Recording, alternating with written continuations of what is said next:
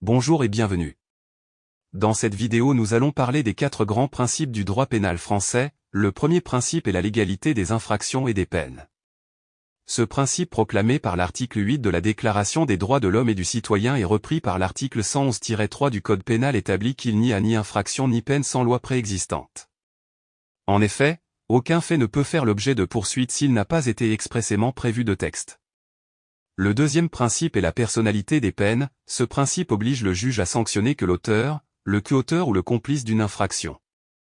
L'article 121-1 du Code pénal dispose que nul n'est responsable que de son propre fait.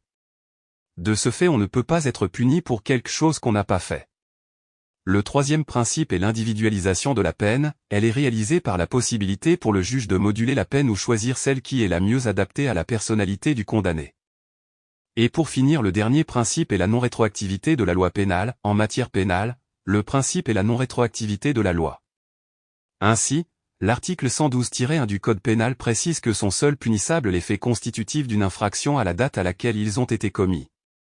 En conséquence, si une infraction est commise et qu'une loi nouvelle en modifie les conditions de la répression, cette loi nouvelle ne pourra pas s'appliquer et la loi ancienne continuera à jouer.